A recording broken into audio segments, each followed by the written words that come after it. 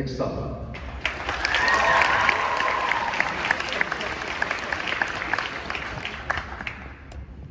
I'm that oddly shaped puzzle piece no one knows where to put. I'm Cape Verdean, which means I have a mix of Portuguese and African heritage woven in my blood.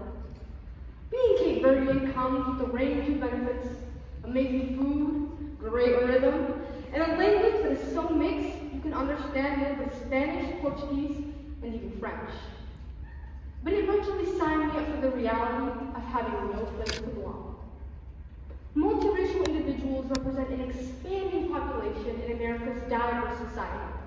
Results from the U.S. Census Bureau showed that of the total 281.4 million people in the United States, 6.8 million indicated their background consisted of more than just one race. Yet why is there still no place where we can say we fit in? Mixed-race students in high school constantly face challenges because of their complex cultural identities, resulting in a need for more awareness, encouragement, and a community in school. But why does this matter? I'll tell you. When I was younger and hung out with my African American friends, I never truly felt like a part of the group.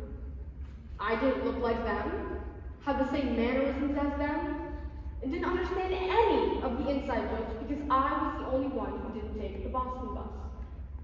Same thing with my white friends. I lived differently while they all lived in the same neighborhoods and had close relationships. Now, it turns out, I'm not alone. So many times I've heard the people around me say the same frustrating thing. I'm not enough of this or of that. For over 50 years, the struggles of mixed-race students simply hasn't been recognized, and it has led to higher mental health issues.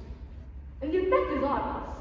Steve Roberts, a psychology doctoral student at the University of Michigan, found that when multiracial children were misidentified or placed in an incorrect category, it can affect their self-esteem, motivation, and ability to form quality social relationships. But it doesn't stop here. Multiracial individuals are often at far higher risk of depression and anxiety because of identity crisis, as they navigate school, interact with peers, and begin to come to terms with their identity. Additionally, due to the unspoken topic of mixed-race student struggles in the classroom, it leads to discrimination and stereotypes against them. Yasmin Al-Bahi Brown, an Orwell Prize winner and a multiracial woman herself, comments in her book that, quote, multiracial individuals are often subject to intense hostility and stigma. Even Diana Morley from the NCB corroborates this.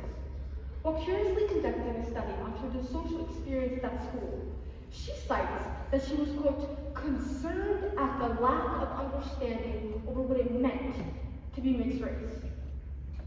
How is this even possible? It's because of the lack of education and lack of awareness in schools. In the Newton South Human Rights Council mission statement, it states, and I quote, we will emphasize joy and create ways to celebrate our collective diversity and humanity. But how is this true if this topic is rarely addressed openly? And every day, students like me face bias and discrimination. There is no place where we can honestly feel valued and a part of the South community, and it needs to change. Let's say there were to be a mixed race affinity group at South. Some may argue that emphasizing racial differences may worsen racial tensions rather than create cohesion by spreading the notion that people of different racial backgrounds should be treated differently. But the purpose of an affinity group is to celebrate diversity and use it to advocate unity. By addressing similar challenges, an affinity group can facilitate the understanding and appreciation of diverse perspectives, resulting in stronger connections and a common goal. But especially because multiracial individuals will typically possess more insight and sensitivity to both racial groups rather than single-race children, because they have the opportunity to personally experience what the identity of each implies. Another argument is that mixed-race students can go to one or both of the race's affinity groups. But how are we supposed side of our culture is more important. And won't choosing insult the side not chosen? So many times we feel as if we're not black enough, not Asian enough, not Hispanic enough. And it leads us to wondering, when are we going to be enough? When will we be able to not be 25% or 50% one race, but 100% ourselves?